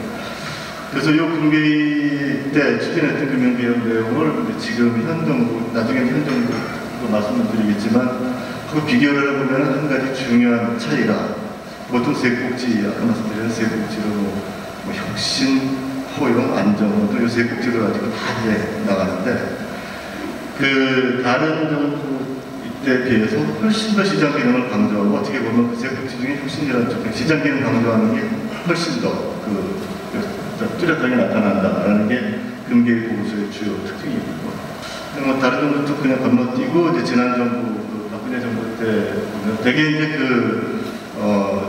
대통령 당선되고 나면은 뭐 몇 대 국정과제 이런 거 제시하고 이번 정부는 100대 국정과제 제시했고 지난 정부 때는 140대 국정과제를 제시했는데 그냥 항목들을 보고 제가 생각하기에 금융 관련된 거라는 걸 쭉 끄집어내 봤더니 한 8가지 정도 됩니다. 어떤 거는 지금 금융의 업무 자체일 수 있고 어떤 건 기재부 쪽 업무 관련된 거 있고 어떤 건 공정이 있을 수도 있고 이렇게 조금 이제 담당하는 부처는 다를 수는 있지만 금융 정책 관련된 내용들을 쭉 그냥 끄집어 봤더니 저기 한 8가지 정도 됩니다. 이게 이제 아까 140대 국정과제 중 금융 관련된 과제를 실천하기 위한 계획이라고 볼 수가 있는데 저기 보면은 이제 미션 1, 2, 3 기본적으로 그겁니다. 그냥 하나는 혁신점. 오늘 미션 1이 창조금융. 그때 창조금융이라는 얘기를 많이 썼죠. 박근혜 정부 때. 그게 이제 일종의 혁신 관련된 얘기고 두 번째가 미션 2가 따뜻한 금융. 이건 말 그대로 이제 포용금융이라는 경우는 포용 측면이고 세 번째는 튼튼한 금융, 안정. 저거는 이제 안정이라는 축입니다. 그래서 항상 어느 정도든지 보면 혁신, 포용, 안정을 항상 같이 끼고 가는데 근데 이제 그거를 세 개의 미션으로 설정을 하고 이제 구체적인 실천 계획들을 꼭지단 3개씩 만들어 보겠습니다. 이제 결론적으로 창조 경제를 선도하고 경쟁력 있는 금융업을 만들겠습니다. 그리고 핵심 내용으로 창조금융, 신금융, 금융. 그러니까 말 그대로 혁신, 포용, 안정 이런 걸 그냥 가지고 2016년에는 뭐 살짝 표현을 바꾸고 저 세국지 대신에 두국지로 하지만 두국지를 뭐 쪼개보면은 여전히 그냥 혁신, 포용, 안정으로 그냥 가고 있습니다.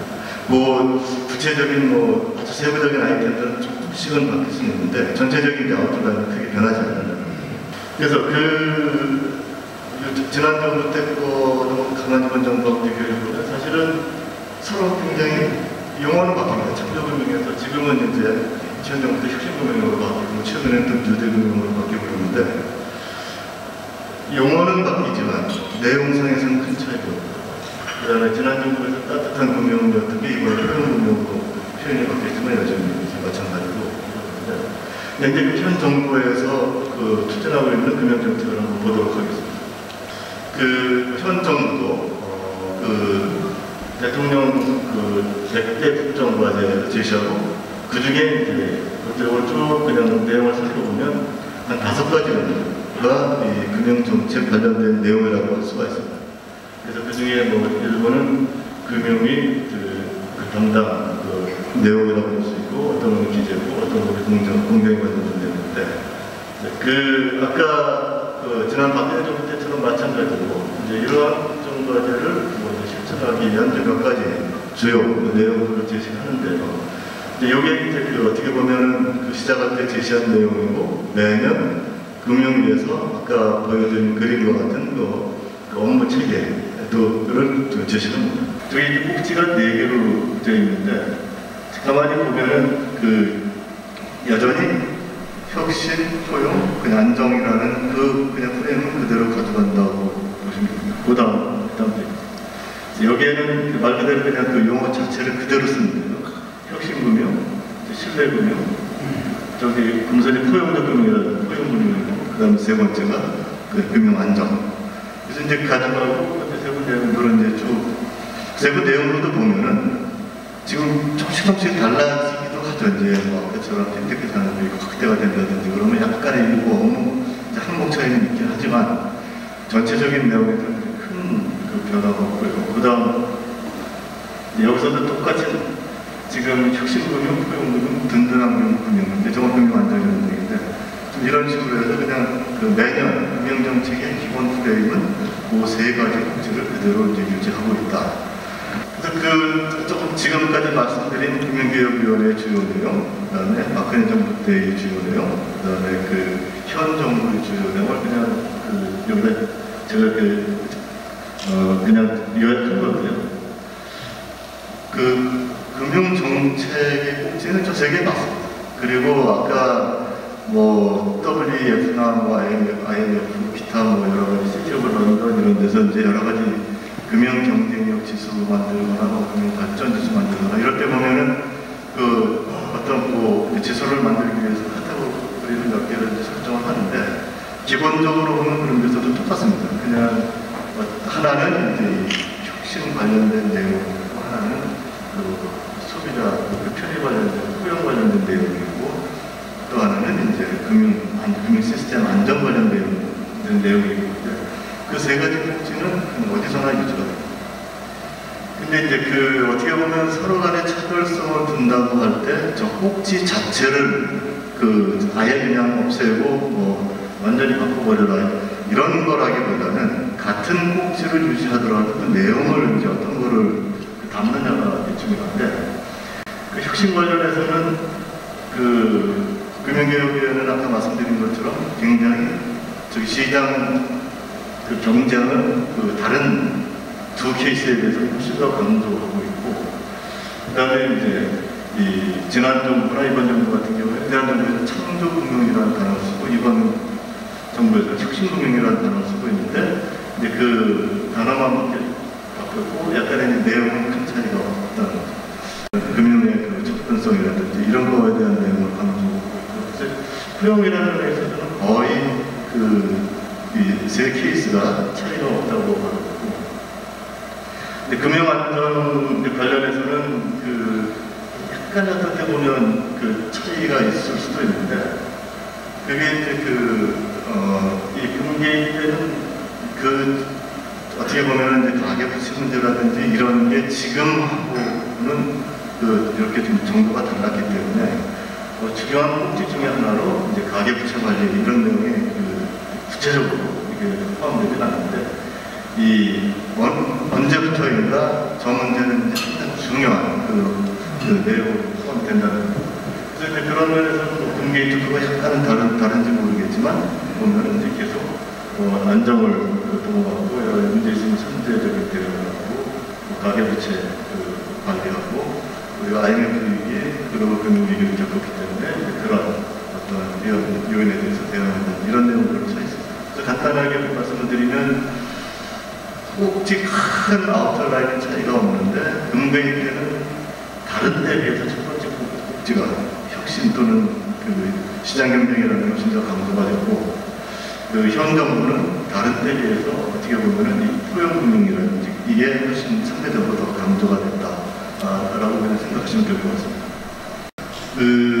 그렇게 반복하게 되는 이유는 뭐냐면 어떻게 보면 굉장히 금융 이런 정책에서 여러 가지 혁신을 추구한다든지 안정을 추구한다든지 하려고 했던 것들이 보면은 이렇게 애초에 기대했던 만큼 성과를 거두지 못하는 경우가 굉장히 많이 있습니다.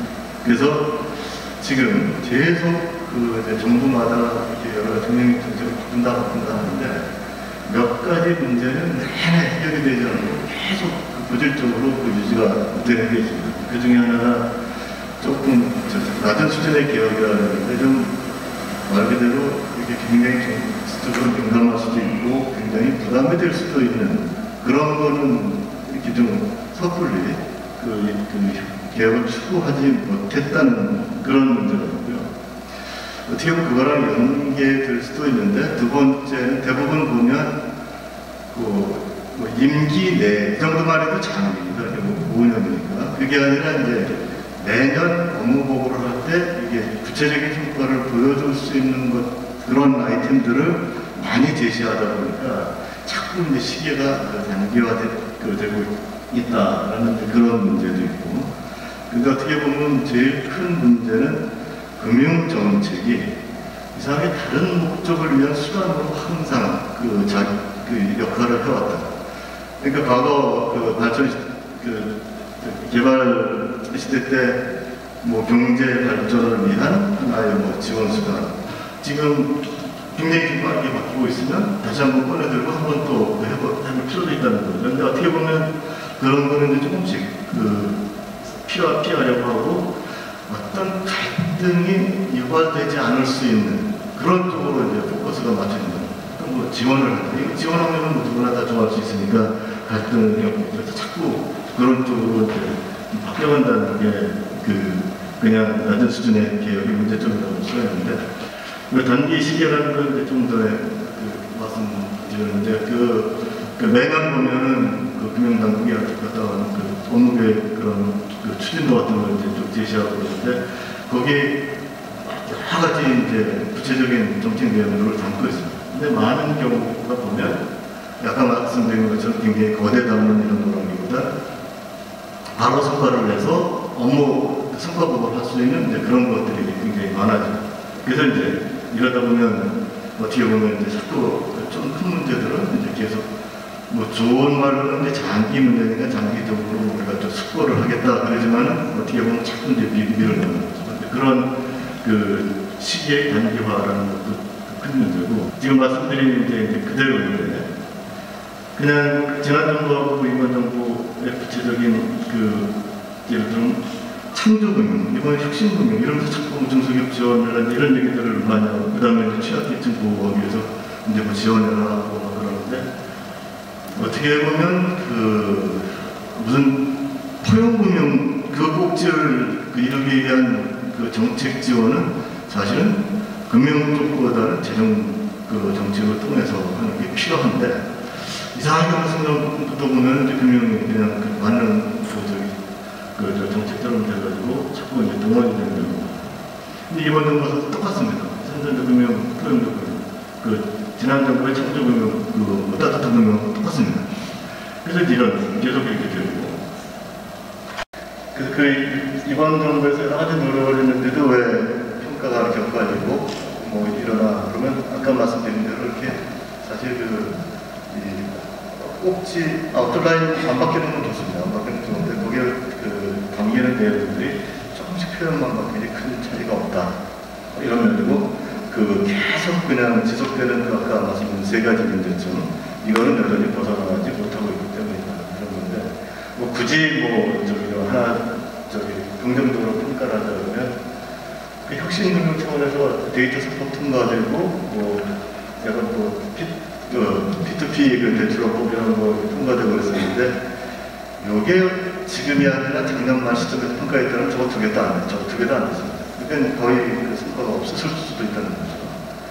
그리고 포용금융 면에서는 지금 워낙 코로나이기 때문에 엄청난 지원이 들어가지만 그 이전까지만 갖고 보면 지난 정도는 차이가 없다. 이런 건데 요새 자꾸 파생금융 관련해서 여러 가지 여러 사건들이 터지고 있는데 이제 그런 면에서는 대응이 좀 미흡하다. 이런 게 그냥 시중에서 돌아다니는 평가입니다.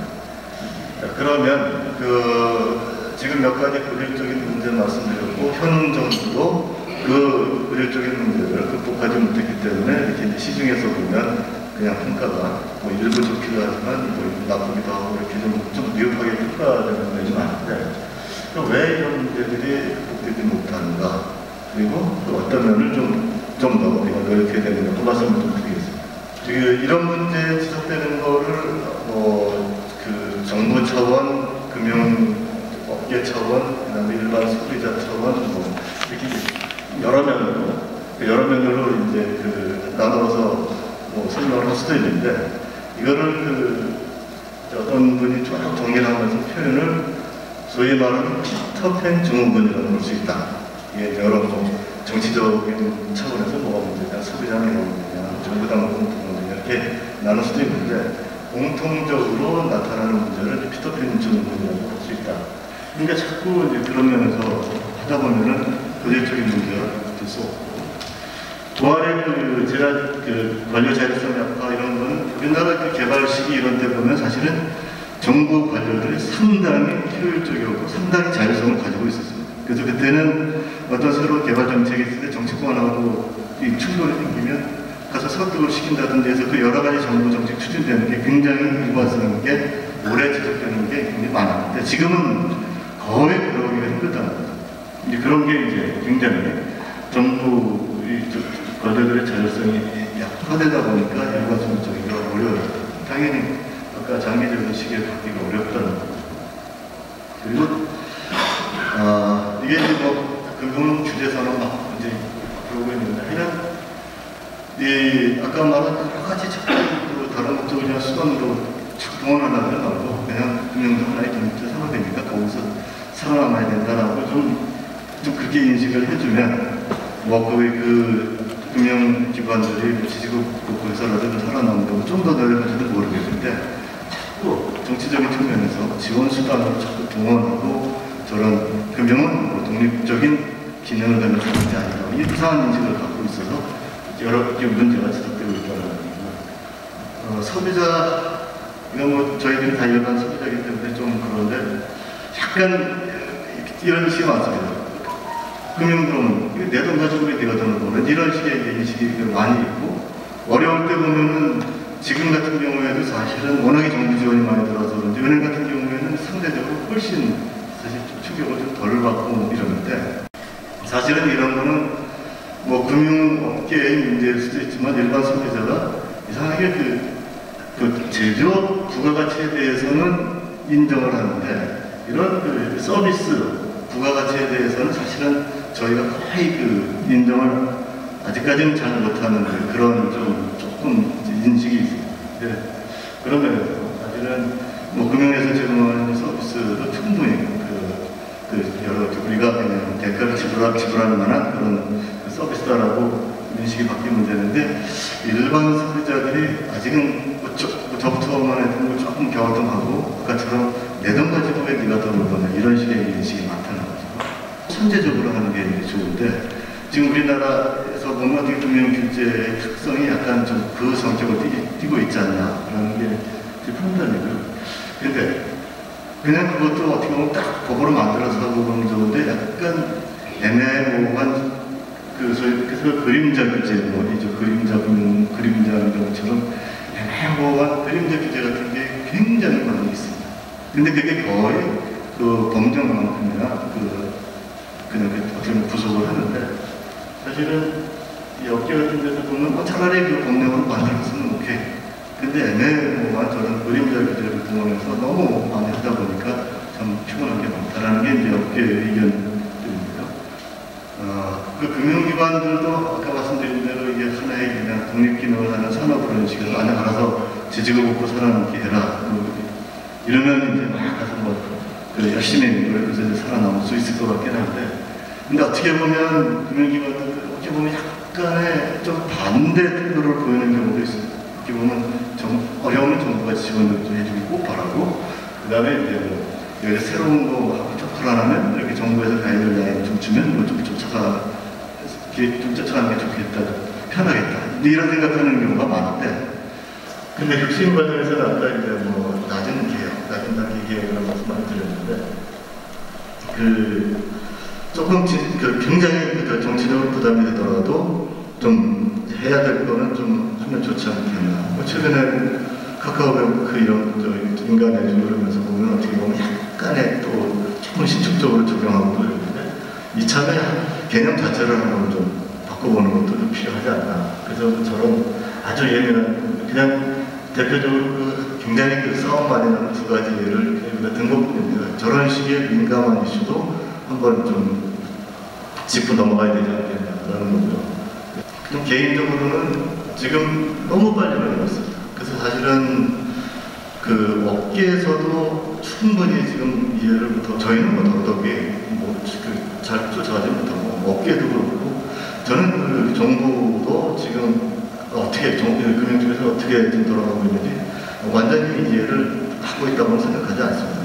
그 주요 뭐 수범 사례로 많이 드는 나라가 미국, 영국, 중국인데 이런 나라들의 이제 특징을 보면 미국이 그 IT 산업이 급격하게 팽창해 나갈 때 했던 그 정책 태도를 지금 핀테크 관련해서도 그대로 취하고 있는데, 이게 뭐냐면 90년대 말에 IT 산업이 워낙에 빠르게 지금 가고 있으니까 이거를 이제 뭔가를 어떻게 좀 규제를 해야 되는데, 그래서 위원회가 구성이 됐었습니다. 됐는데 결론이 뭐냐면 지금 너무 빨리 가기 때문에 뭘 한다? 두고 보자. 대신 문제가 있으면 들어가자. 라는 게 이렇게 기본 태도였는데, 조금 아까 말한 수범, 미국, 영국, 중국 같은 데도 보면 사실은 우리나라로 비교해서 상대적으로 그래, 그냥 하는 거 그냥 놔둬보자. 문제 생기면 거기에 대한 필요 조치를 취하자라는 태도라는 거죠. 그래서 어떻게 보면 지금도 좀 그렇게 해줬으면 소위 말해서 금융산업 전체가 좀 더 발전되지 않을까라는 생각이고요. 그 다음에 맨 아래에 보면 특히 이제 차라리 필요하면 법으로 만들고 괜히 애매모호한 그림자 규제로 자꾸 저런 동원하지 말라는 거고요. 그 안정이라는 거는 우리 강조해도 지나치지 않는데 우리가 여러 위기 경험이기 때문에. 근데 힉스라는 분이 제 보면 금융혁신의 문화 이런 거 정의할 때 이 두 가지를 금융은 추구해야 된다. 하나는 효율성과 안정. 근데 혁신은 두 가지가 같이 어우러지는 게 이제 혁신이다. 그래가지고 저런 면에서는 좀 전에 첫 번째 꼭지 혁신을 잘 추구하면 사실은 안정은 같이 더 오히려 개선이 될 수가 있다는 거지만, 일반적으로 혁신을 추구하면 안정이 훼손된다는데 사실은 혁신을 그렇게 효율과 안정을 포함하는 개념으로 생각하면 그렇지 않을 수도 있다는 거죠. 그래서 그리고 저런 앞에 있는 혁신을 추구하다 보면 일반적으로 경쟁력이 높아지는데, 하여튼 지금 각국의 경쟁력 지수 나오고 이런 거하고 거기서 불안 지수 나오는 거 비교해보면 경쟁력 지수하고 불안 지수는 반비례입니다. 그래서 혁신 추구에서 경쟁력을 높이면 안정도 지구가 되고 이런 효과가 있다는 거죠. 근데 여기서 하나 강조하고 싶은 거는 소비자 보호 관련해서는 굉장히 철저하게 해야 된다라는 거죠. 그거만 제가 다시 한번 반복해서 말씀드리고, 그래서 세 번째. 소비자 보호 포용금융은 위기 때 제일 동원하기 쉬운 게 금융지원인 건 맞습니다. 그런데 이상하게 우리나라에서는 포용금융이라는 저 단어를 쓸 때 저거를 갖다가 소비자 보호라든지 아니면 이제 우리가 퇴임 이후에 노년의 삶을 위한 여러 가지 어떤 자산 대비라든지 사실은 이제 이런 것도 사실은 포용금융이 꼭 포함을 해야 되는데, 그래서 지금까지 전반적으로 말씀드렸는데 내년 말에 첫 번째 내용은 지금까지 말씀드린 거를 그냥 이렇게 좀 요약한 내용이라고 볼 수 있고요. 그래서 그냥 그거를 생각하고 한 5분 정도만 두 번째. 지금 이 코로나 위기 때문에 엄청난 지금 재정금융 지원이 들어가고 있는데, 혹시 이렇게 너무 위기 대처에 집중하다 보면 좀 잘못하면 이제 메모리에 대해서 뭔가 지금 놓치기 쉬운 그런 문제가 생길 수도 있는데, 그것만 한 3가지 정도 말씀을 드리겠습니다. 첫 번째는 이제 위기라는 게 이게 지금 그냥 무한정 가는 게 아니라 어느 순간에는 조금 완화될 수도 있고 아주 그냥 바람직하게는 이제 끝날 수도 있겠죠. 근데 조금 완화되면 이제 다시 그 이후에 경제 회복에 대해서 우리가 관심을 가져야 되는데, 그거 관련해서 조금 소홀히 할 수 있는 문제. 그 다음에 지금 너무 위기 지원을 많이 해주다 보니까 지금은 이제 그냥 워낙 급한 상황이었는데 이게 혹시라도 파생할 수 있는 그런 후유증이 없는 거. 그다음에 이제 마지막으로는 아까 말씀드린 내용의 이제 일부 반복인데, 위기 때는 정부의 영향이 커집니다. 그거에 따른 문제는 혹시 그런 말씀을 드리겠습니다.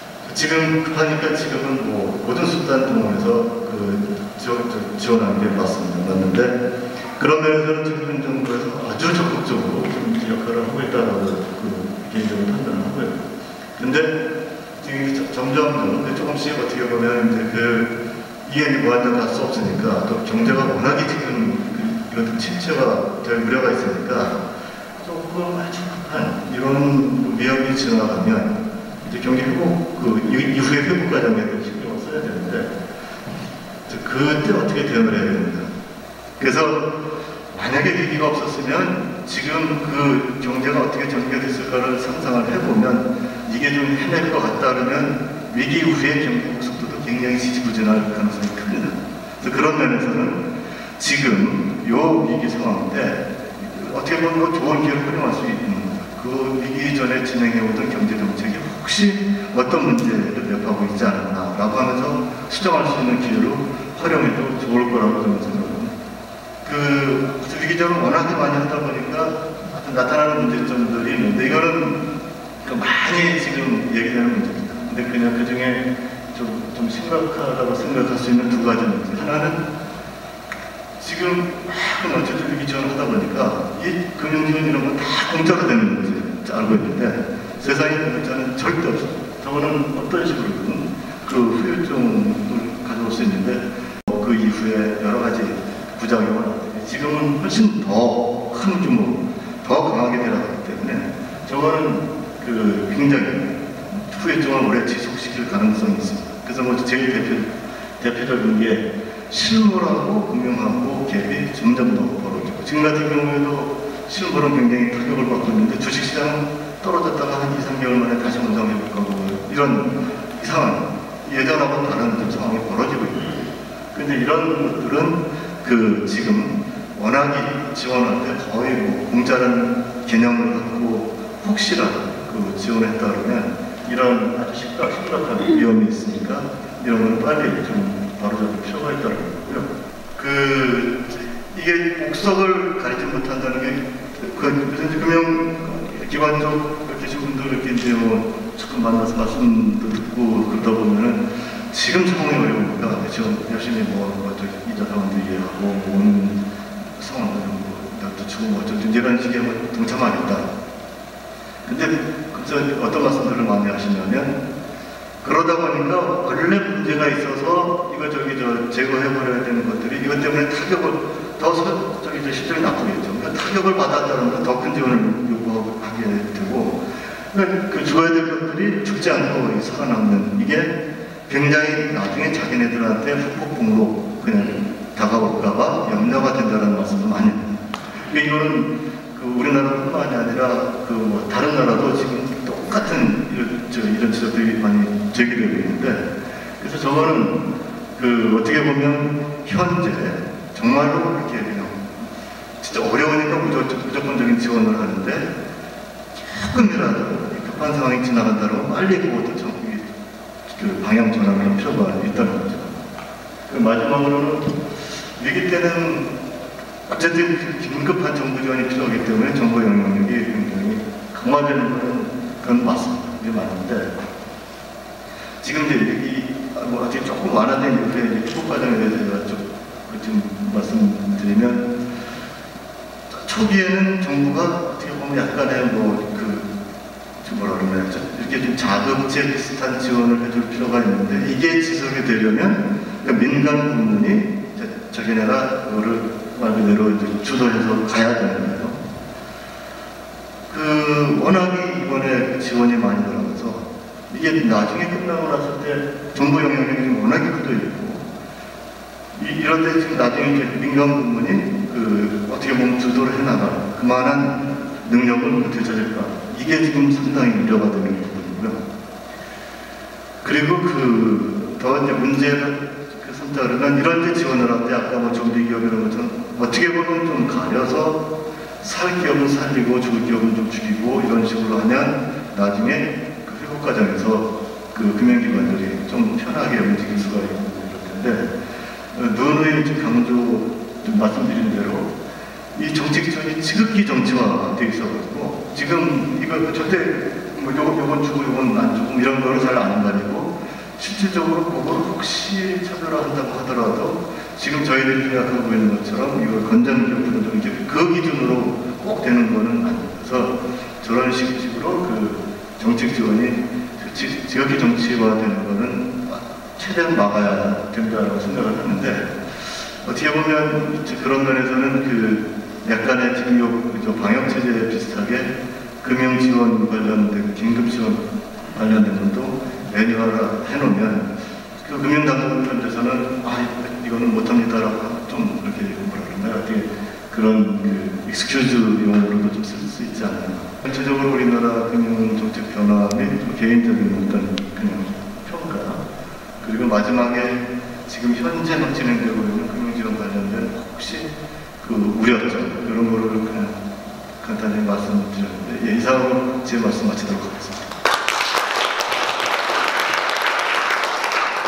네, 이 교수님 좋은 말씀 감사합니다. 혹시 질문 있으시면 몇 분 청해 듣도록 하겠습니다. 지금 그 교수님 강의 듣다 보니까 금융의 목적이 있는데 다른 목적을 자꾸 강조한다. 그래서 이 재정을 도와준다든지 사회적 정책을 약자를 도와준다, 이런 걸 흘러가는데 그래서는 안 된다는 취지의 말씀 못해요. 그럼 금융 목적이 뭡니까? 그럼 어떻게 되는 것이 가장 합당한 금융의 발전이요 목적인지 그걸 모르겠습니다. 그걸 좀 부탁드리겠습니다. 제가 그냥 어떻게 보면 확 구분이 되게 하기 위해서 이제 표현을 그냥 농직설적으로 썼는데, 그러니까 아까 잠깐 말씀드린 대로 이런 어떻게 보면은 어려운 상황에 있는 지원은 재정 정책을 통해서 하는 게 훨씬 맞다고 생각을 하고요. 그런 이제 이 금융 지원 쪽으로 가가지고 무슨 어떤 이렇게 어디한테 강제적으로 대출을 해줘라 이런 식의 것들은 사실은 별로 아주 긴급한 상황이라는 그렇게까지 그런 것까지 동원하는 게 정말 효과가 있을까는 잘 모르겠습니다. 차라리 중소기업들 이런 것만 보더라도 거기에 대해서 얼마까지 추가적으로 대출을 해주라 이런 지원보다는 굳이 둘 중에 하나, 차라리 그냥 세금을 좀 낮춰주고 이러는 게 더 중소기업한테는 오히려 더 그냥 큰 효과로 나타나지 않을까. 그런 거를 강조하기 위해서 아예 그냥 잘라서 말씀드린 건데요. 워낙에 어려운 상황일 때는 모든 걸 다 동원해야 되기 때문에 말씀하신 것처럼 그런 것도 필요하긴 한데, 자꾸 너무 이런 다른 재정정책, 사회정책을 통해서 할 수 있는 거를 너무 금융정책을 통해서 하려는 그런 게 많이 있다는 걸 제가 좀 강조한 겁니다. 다시 한번 좋은 강연을 해주신 이영석 교수님께 감사합니다.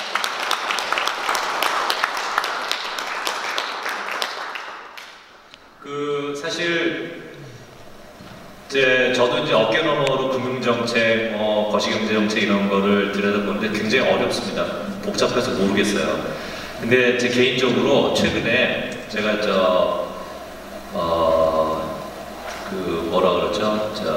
대출을 불러일으키기 위해서 학교 주거래 은행인 농협에 갔는데 요즘 난리랍니다. 교수님들하고 직원 선생님들 대출 상담이 그렇게 많대요. 이 교수님 말씀해 주신 것처럼 정작 필요한 사람들에게는 안 흘러갈 수 있는, 어떻게 보면 이제 동맥경화가 비슷하게 걸리고 정말 필요도 없는 좀비 기업들에게 돈이 흘러가면서 뭔가 정부가 열일을 하는 것 같은데 좀 이 시장에서의 불안감이 커져서 그런지 미리 무슨 받아놓을 수 있는 대출을 다 받아놓는다든지 하면서 전화통이 불이 나고 아무튼 개설을 하려고 은행을 방문하는데 보통 기다리는 일이 없거든요. 그 학교 농협에 가면 그날은 꽤 기다렸습니다. 이 상담하는 분들이 상당히 많더라고요. 그게 하나 지금 아주 작은 부분입니다만은 우리나라 금융정책의 현실을 반영하는 것이 아닌가 하는 생각이 드는데, 그럼에도 불구하고 아무튼 이 어려운 분야인데 굉장히